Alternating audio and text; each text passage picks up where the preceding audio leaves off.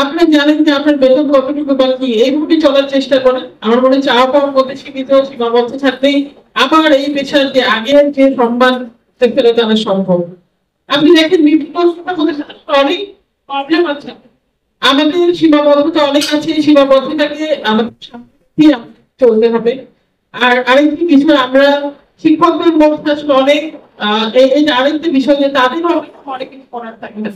এই যে managing committee, governing body, তারা অনেক কিছুতে আমি দেখেছি অনেক শিক্ষকদের সাথে আমাদের বিভিন্ন ফোরামে বিভিন্ন বিষয়ে কথা হয়।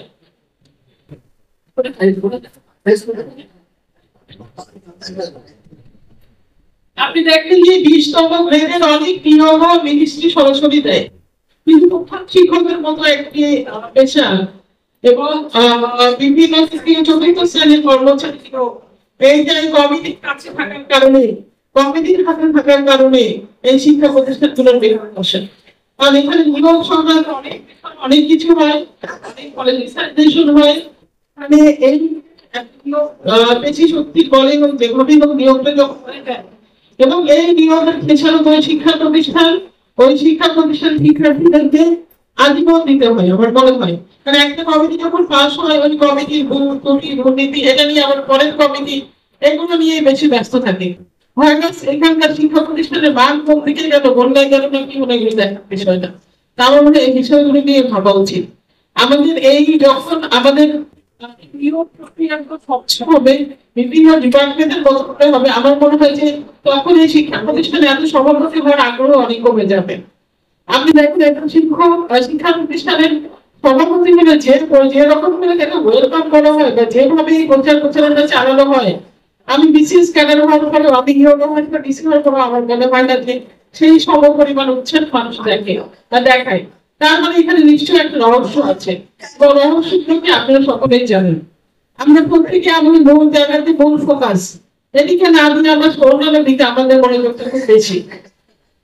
কিছু শিক্ষকের কারণে যারা সত্যিকার একটি ভালো শিক্ষক, যারা শিক্ষা প্রতিষ্ঠানের ভালো চায়, তারা কিন্তু তাদের সাথে পেরে উঠতে পারে না। কারণ তাদের একটা এই শিক্ষা প্রতিষ্ঠানের বাইরে যে তাদের একটা বলয় আছে, একটা অন্যরকম কিছু এমন করে মানুষের সাথে ওঠা বসা বা তাদেরকে নিয়ে এমন রাজনীতিকরণ। আসলে ভাই আপনি কি রাজনীতিতে আসছেন নাকি শিক্ষক হতে থাকবেন নাকি আপনি সাংবাদিক হবেন নাকি অন্য কোনো পেশায় যাবেন, আপনাকে ডিসাইড করতে হবে। আপনি যদি শিক্ষক হতে চান, এই শিক্ষাকে অনেক এগিয়ে নিয়ে যেতে চান, আমার মনে হয় শিক্ষক হতে পেশাটাকে আপনাকে খুব বেশি গুরুত্ব দিতে হবে। আর আমি একটি বিষয় প্রাইভেট শিক্ষা প্রতিষ্ঠান, শিক্ষা গার্ডিয়ান, আপনারা আমার মনে হয় যে আপনারা আরো ফ্রেন্ডলি হন। যারা পিতামাতা আছে, আপনি দেখেন এই উপজেলায় কত শিক্ষা প্রতিষ্ঠান, কিন্তু উপজেলায় কেন পড়াচ্ছিল, তারা কেন জেলামুখী, জেলার থেকে তারা আবার বিভক্তমুখী। তাহলে এখানে সরকারের প্রগতি কোথায়? আপনি দেখেন যে সরকারের যে পরিমাণ সামর্থ্য আছে তার মধ্যে কিন্তু সরকার অনেককে নিধি করে দিচ্ছে, যা যা চাওয়া পাওয়ার আছে আপনাদেরকে দিচ্ছে, কিন্তু সেই অনুযায়ী কি একটা স্কুল থেকে আউটপুট আমরা পাচ্ছি না। আপনি দেখেন শিক্ষার হার, এই পাশের হার, ভালো রেজাল্টের হার খুবই কম। অথচ যদি শিক্ষকরা একটু আন্তরিক হয় তাহলে এই হারটা বাড়ানো সম্ভব।